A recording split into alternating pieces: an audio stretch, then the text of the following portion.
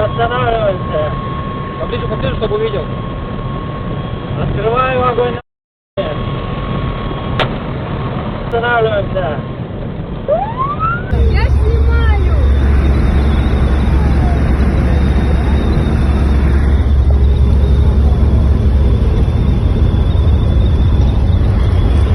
Если что, я бегу с сумкой своей.